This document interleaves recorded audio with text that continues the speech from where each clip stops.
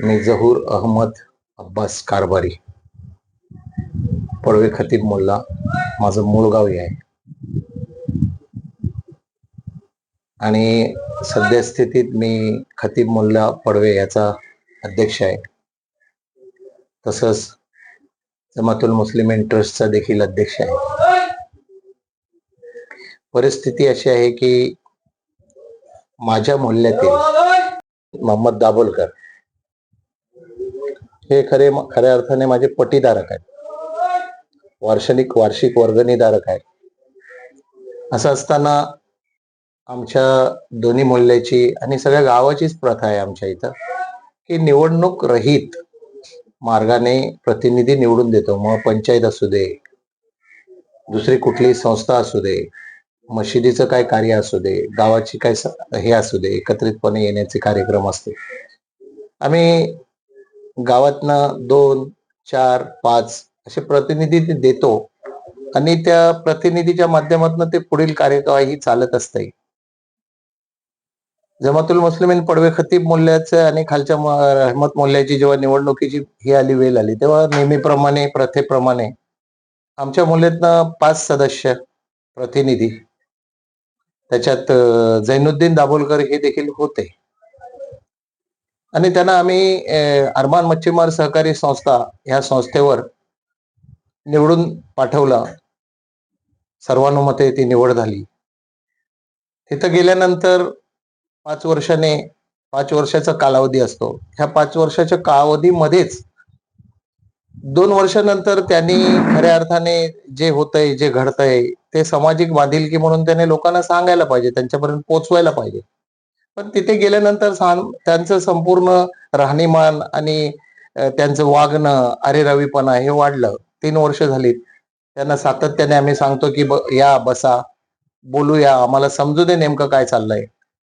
तर वार्षिक सभा होत नाही, त्रैमासिक सभा होत नाही, 6 महिन्याची सभा होत नाही, सप्टेंबर महिन्यात सभा होत नाही. म्हणजे सर्वसामान्य माणसांना तुम्ही काय सांगतच नाहीये किंवा त्यांना विश्वासातच घेत नाही.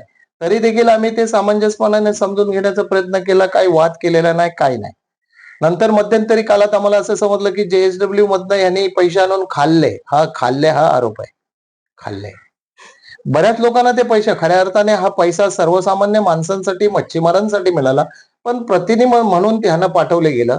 आणि ह्या सोसायटीच्या माध्यमातून जो पैसा येतो तो सर्वसामान्य माणसापर्यंत पोहोचायला पाहिजे, तो पोचला नाही. आणि प्रत्येक वेळेला म्हणजे तो गव्हर्नमेंटचा पैसा असू दे, फियांचा पैसा असू दे, आणि कुठलं अनुदान असतं, त्याच्यातनं कमिशन कापून घेणं हा त्यांचा व्यवसाय आहे.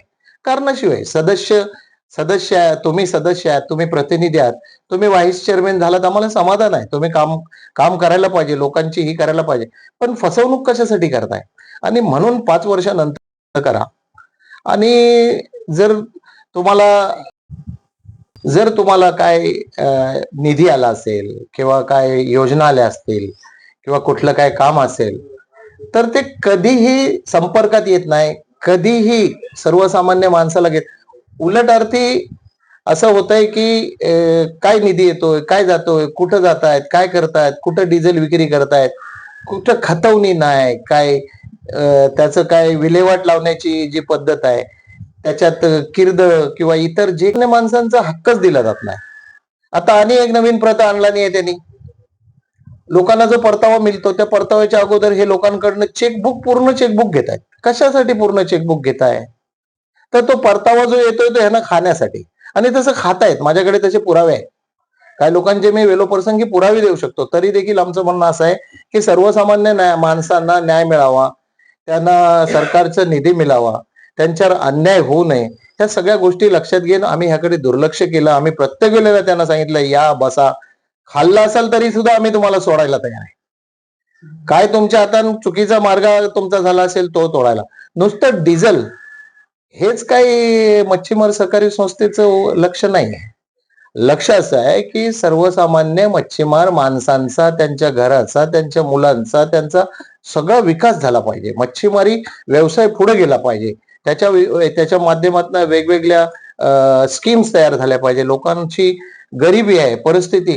जिंदाल मुले सगळ्यात मोठा प्रॉब्लेम असा झालाय की मासेमारी होत नाहीये.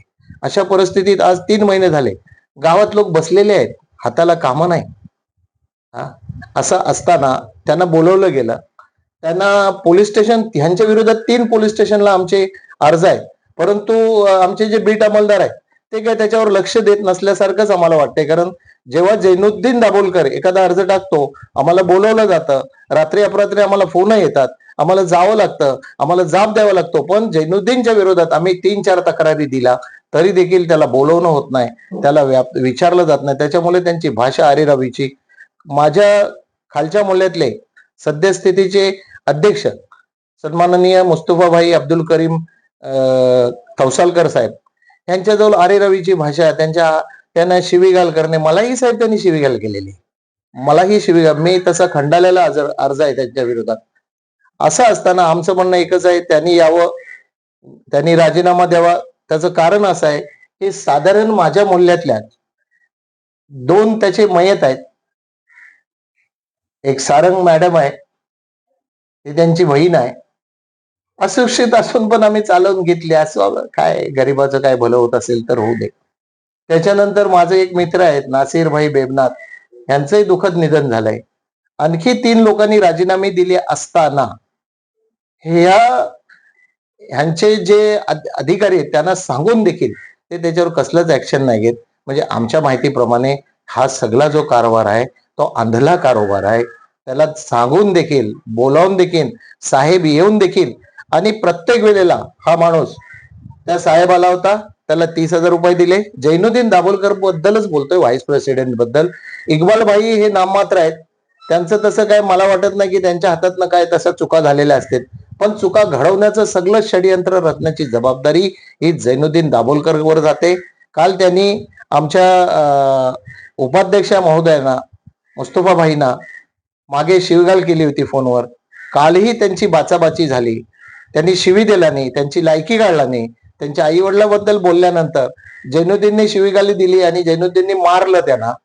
म्हणून मग त्यांची दोघांची आपसमध्ये काय ही झाली, थोडीशी झटापटी झाली आणि त्याच्यानंतर जैनुद्दीन रत्नागिरीकडे निघून गेला आणि ते इथंच होते, कारण काल आमच्या इथं कार्यक्रम होता.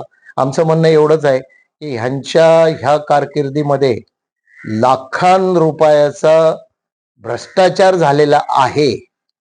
सर्वसामान्य माणसं त्यांना एवढी त्रस्त झाली आहे. त्यांचं म्हणणं आहे की त्यांनी सगळे पैसे खाल्लानी असले तरी चालेल, फक्त त्यांनी आमच्या संस्थेचा ताबा सोडावा आणि आम्हाला ऋणमुक्त करावं, हीच लोकांची मागणी आहे. माझं तरी ह्या माध्यमातून अशी विनंती आहे की जे कोणी ह्याच्या संबंधित अधिकारी असतील त्यांनी जागं व्हावं. आम्हाला सगळे पर्यायी रस्ते माहित आहेत. याने जैनुद्दीनने समोर यावं. समोर येणार नसेल त्याने आमची कागदपत्र मध्यस्थी लोकांच्या माध्यमातून आम्हाला पोच करावी आणि आमच्या गावातनं जे चाललेलं हे जे काय राजकारण आहे ते थांबवावं, एवढीच आम्ही त्यांच्याजवळ, म्हणजे आमची एक अपेक्षा आहे की झालं ना 5 वर्ष, आता 7 वर्षासाठी, 8 वर्षासाठी तुम्ही कशाला बसताय आणि कशाला लोकांना त्रास देताय. सर्वसामान्य माणूस जीवदाना व्याकुल झालाय. सरकारच्या स्कीम्स येत आहेत. सन्माननीय मत्स्य उद्योग मंत्री राणे साहेब यांनी सुंदर अशा वेगवेगळ्या सुविधा आणि लोकांना शेतीचा, म्हणजे मच्छीमारीला शेतीचा दर्जा देण्याचं ठरवलेला असताना ह्या लोकांना त्रास देऊ नये, लोकांचा मार्ग थांबवू नये आणि आमच्या विकासाला खील घालू नये, एवढी ह्यांना आम्ही आता समजा की विनंतीच करतोय. एवढं सांगून मी तुमच्या सगळ्यांची रजा घेतो. जय हिंद, जय. हे संस्थेचं स्वरूप आहे, हे सातत्याने बंद असणारी अशी ही संस्था आहे. वर्षानुवर्ष बंद असते. फक्त 26 जानेवारी किंवा 15 ऑगस्ट किंवा महाराष्ट्र डे यावेळेसच इथं लोक येतात. चेअरमॅन रत्नागिरीत असतो, उपाध्यक्ष तोही जाग्यावर नसतो आणि सेक्रेटरी त्याचं काय बघायलाच भेटत नाही. आत्तासुद्धा त्यांना बोलवायला गेलो होतो, बाबारी या गावात काय लोक आलेत, त्यांचे काय विषय आहेत. तर म्हणाला मला वेळ नाही, मी येणार नाही. अध्यक्षांनी सांगितलं नाही की आम्हाला तुम्हाला कसल्याच प्रकारचे लेखी देण्याची काही गरज नाही आहे, तुम्हाला जे करायचं असेल ते करा.